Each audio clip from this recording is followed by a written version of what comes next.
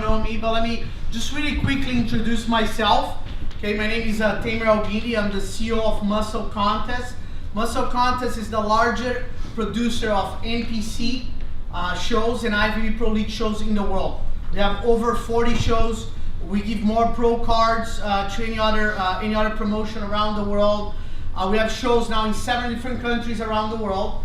Ireland, Vietnam, Philippines, Brazil, I even forgot, Japan, Indonesia. We have shows in all those countries, all giving pro cards, as well as professional shows too. Our next show is going to be in Ireland, April 14. We also work very close together with another promotion here in the UK. They just had a show, Two Bros Pros, okay? They're also putting some shows together. It's one of the most underestimating aspects of competing, okay? It's posing and presentation. Doesn't matter if you're a bodybuilder, a men's physique, a bikini, a figure, okay? Posing and presentation is probably one of the most important things you could ever think of. So you spend hours and hours thinking about chicken and broccoli, okay? And thinking about training, and you forget about posing and presentation. That is a fundamental mistake. Let me make an analogy for you so you can understand exactly what I'm talking about, okay? So it would be like you having a picture of the Mona Lisa, the best picture in the world, but if you're in a room that's really dark, the room doesn't smell good, okay, and you walk in and you look at a picture. And then you have like a very average picture, very average, but the room is beautiful, the lighting is perfect, it's positioned just on the right angle as you walk in. You may think that that picture looks better than a Mona Lisa. Now, it's the same thing as me as a judge.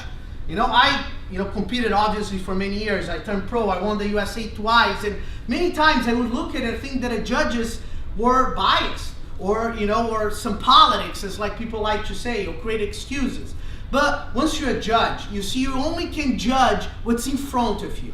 It doesn't matter how unbelievable you look on your IG pictures, okay? Or how great you look backstage.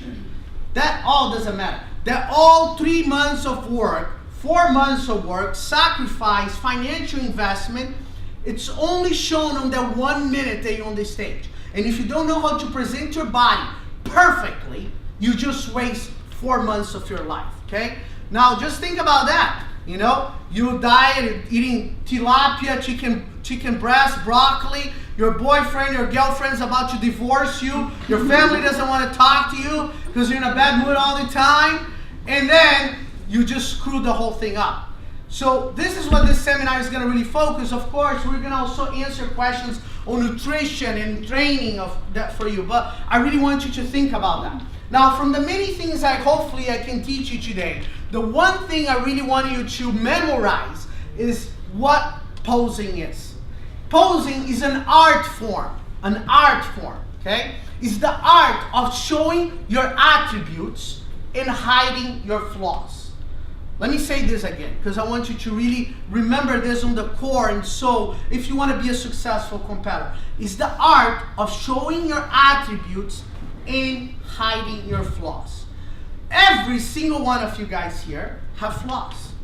The Mr. Olympia, the best body in the world, the best bikini competitor in the world, Angelica, she has flaws.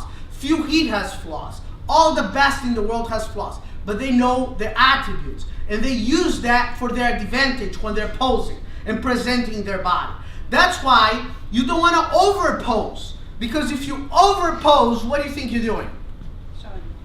You may be showing some of your flaws. So you need to pose the poses that you feel confident. That's the best poses. They're hitting the best things for you. Okay? So the bikini division is the first division for women. Okay? So what do we expect on that division? Okay, it's an entry level, not too much muscle. If you have too much muscle, you may be marked down. You don't want to be too hard, you may be marked down. Now, it's certain things that a judge really pays attention for on the bikini division, okay? Of course, you want a V-taper, so having a small waist obviously help. Genetics help, but we're gonna tell you how to overcome genetics in many ways, okay? So small waist, glutes are very important. I'm Brazilian. You're not gonna win on one of my shows without some nice glutes. It's not gonna happen. So you gotta have some great glutes. We're gonna talk about exactly what I'm expecting. So you gotta have a really clear division between your hamstrings and your glutes. So the hamstrings come up, you should stop and then see the glutes. If they're blending together, okay, it's lack of definition. So you may have great glutes, but if it doesn't have a separation there on the end, you're definitely going to be marked down by that. So we're going to show you guys in the posing how muscularity is not that important on that division. So much so that when you're in the back, we don't even tell the girls to put their hair back because we're really not looking for the muscles on the back. We're looking for the symmetry and overall proportion, okay? So one of the biggest mistakes that girls make on that class is they come after the show and they ask me, Tamer, do you think like my shoulders don't look good? You know, that girl has better shoulders than my shoulders. My calves better than the other calves? I'll immediately know that they don't understand the criteria for a division. We never as a judge sit down and say, that girl has better calves than that girl, so that girl should win. That's not how you judge that division, okay? You look at the overall symmetry and proportion of the girl's body. So she may have a worse shoulders than this other girl, but if the shoulders is in proportion with her body is better. That's how that division is judged, okay? So that's why you need to be very conscious of the symmetry and proportion of your body as a bikini competitor, okay? Not as singular individual muscles. Now when you move to the figure division, it's an increase on the level of muscularity. So then the judges do look a little bit more specific and compare muscle groups a little bit more than they do on bikini. Which parts? Not the whole muscularity, but shoulders, you know, lats are very important, your V taper, okay, and muscularity on the back. Those are things that we pay a little bit more attention. Then you have what is any woman's physique here? So I'm just gonna skip that just to be efficient. So for the guys, you look at the guys is very similar to judging criteria that we have actually with the ladies. So the first division, the men's physique, is judged on symmetry, proportions. Okay, it's not judged on specific muscle groups. Obviously, we look a little bit more at the condition of the abs. We look at a V taper, similar, but it's more proportion symmetry. As you move to classic physique and bodybuilding, it's more individual comparisons of muscle groups, okay? Huge mistake. You're communicating with the judges at all times, at all times. The most important form of communication is no verbal communication. Actually, 90% of communication between two people is no verbal. No verbal communication is actually more reliable than verbal communication. You know why I'm so confident right now talking to you guys? Because I know that you guys are only going to remember 14% of what I'm saying.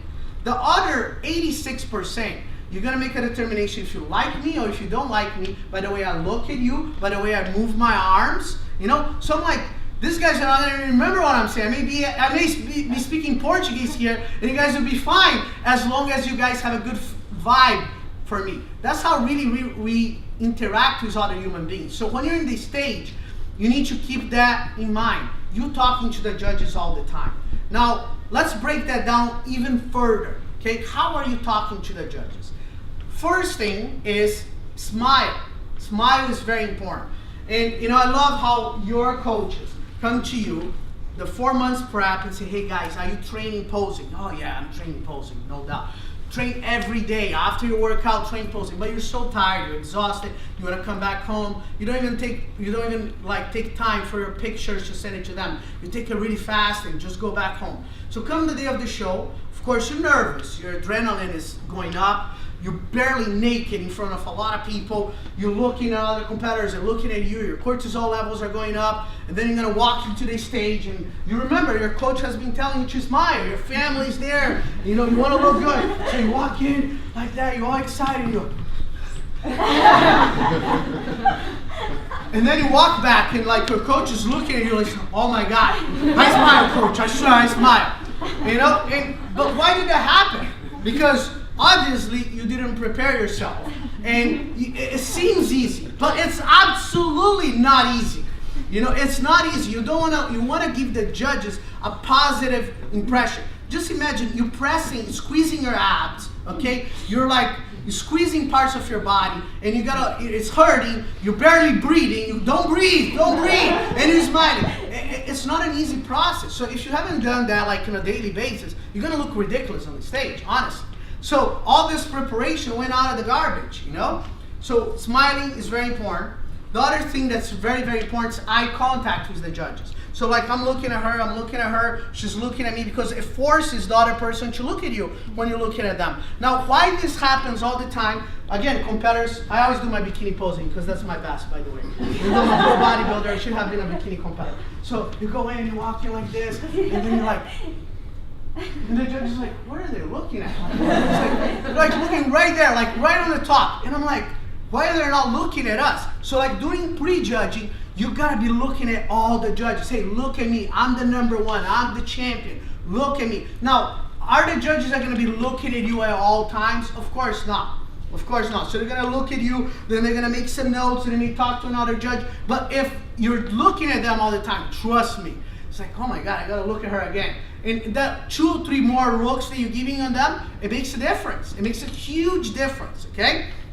So that's very important. So more and more, you know, competitors are doing transitions, but they're doing a very unprofessional way. So again, so you want bikini. My bikini again, yeah. I'll do a men's physique one too, because the men's physique, those guys are unbelievable too. They're like, so the bikini girls go in, they walk in there like this, and they go like.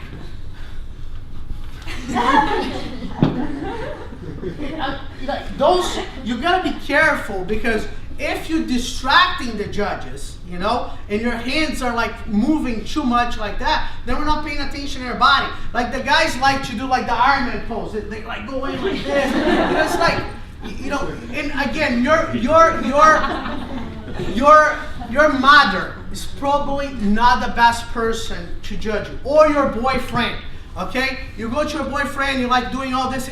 How do I look, babe? Oh, you look great. You look amazing. Yeah. It's like, you know, of course, you know, they want to have a good night. You know, they don't want to be fighting with you the whole night. So, yeah, look, you look extraordinary. You know, so these are not the best people for you to ask a question. They're probably not going to be honest. They love you. You know, they look great. You look great all the time.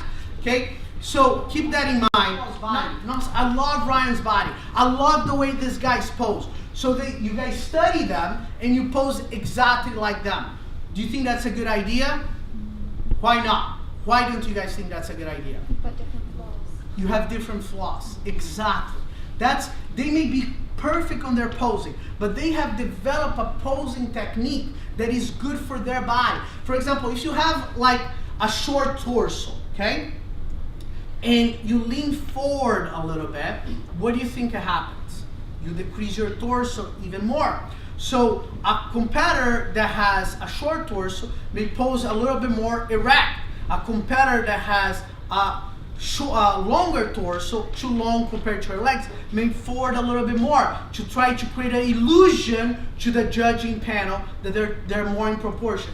Again, it's a lot more science than you could ever imagine on those poses. Now, the poses always start from the feet. The feet's the most important thing, because you're creating illusions, okay? So let me use these 2 pros here. Girls. She's competing next week. Yeah. No, most of you guys. So just come forward here, okay? So keep your first pose, your front pose, but with both of your feet parallel to each other, like on the same line, okay? So I want you to look at it. Yeah, straight forward, yeah. But like parallel to each other, yeah. Both feet parallel, yeah, on the same line. Okay? Yeah, the same line. So you look at this, okay? And I'm the judge, and I'm looking both of those ladies. She's right here. Out. This is not fair. Yeah, it is fair. So you look at this, and what is the objective for them? Is to try to create as much lines as they possibly can to the judges. But when they pose on this position, with both of their feet parallel to each other, what are they doing? And this is for all divisions, men, bodybuilding, women's physique, the same thing. What are you doing? You're exposing your waist front on, okay? Right in front. Now, let's do something to make our waist a little smaller. So let's have them put 1 foot forward and 1 foot backwards, and then slightly twist their waist.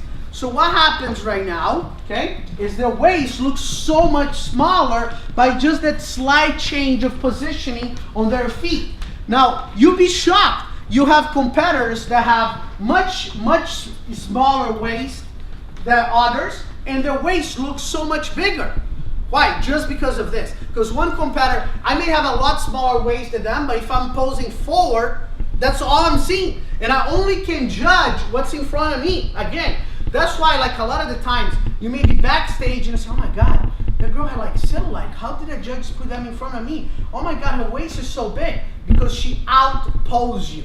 That's probably what happened. She outposed you. She looks better than you on the poses. I could just judge what I saw there. Now you go from the back, okay?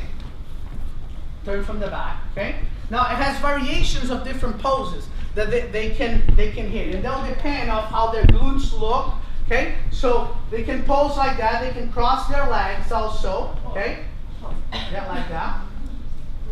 You know, so each one will present advantages and disadvantages. Put your legs back to that position. Now, if you have big legs, okay, what's not what we're looking in bikini, because that's one of the biggest problems in bikini. What did I tell you guys? That you need to have what? Glutes. Gotta have amazing glutes. So you think, oh great, I gotta have glutes, so I'm gonna pound the leg press, the squats. Those are the best exercises for glutes. But then you do that too aggressively, then the next show you come in and you're like, boom. Huge legs, and your place even worse. So you gotta be very careful with that. Now, if you have legs that are slightly too big, you gotta keep your feet parallel, okay? Because then it's not gonna expose the outside portion of your leg, okay? Now, what is the bad thing about doing that? And make sure glutes not look as nice, okay? Now, if your legs is in very good proportion to your body, and you feel very confident, then you're gonna create a 45-degree angle. That kind of makes the glutes look a little rounder, okay? But be very careful. Again, you're making something better, but you're creating a little bit of an angle on the other side. So you need to look very careful to really analyze which one would work better for your body, okay? Thank you so much. But more important than that is where is your heart? What do you like to do? Your body may be like really focused on bikini right now because you don't have that much muscle. But if you really like to work out heavy, you're probably not gonna be like the best choice for you to select bikini because you know you're gonna end up growing too much and you're gonna be like really frustrated. Okay, so you need to determine like what kind of like workouts you like to do. If you like a female that really like to work out heavy, pound a lot of weights, you know, you're probably going to be a figure of woman's physique. If you like a lot, like you like to work light weights, do a lot of cardio, more functional training, that's kind of like how you work out mostly, probably bikini will fit you well. And also it depends of how much your body absorbs muscle. People are not the same. Some people may like train really, really heavy and not gain that much muscle. Then you're okay doing bikini, I'm sorry. So those are difficult questions, you know? I think, but we are a lot more flexible with the posing, the presentation, so you can like really as a bikini competitor show your femininity, as a men's physique show your personality. But like I was, you know, making fun before, again, look at the line between looking amazing and looking crazy, you know? So it's very straight on with the waist, so unless your waist is exceptionally small, you're probably better off at an angle with the same one. Yeah, really is going to do on the opposite. Yeah. So you're better off at an angle to make you look smaller, because even if you do have the smallest waist in the world, if somebody else is next to you twisting, they're going to look. It's about who you stand next to. So if I would stand straight. Yeah, I mean, we're used to standing much straighter in the UK, but it depends. You might look brilliant in your picture, but next to somebody else, then that's what you're judged on. It's not really about what you look like by yourself. It's about how that looks next to somebody else. Absolutely. So you can vary in degrees of angle, depends on your leg shape and hip shape. And then you have one which is a little bit more closed that you can do, which is a little bit more non-standard, but you can still do this.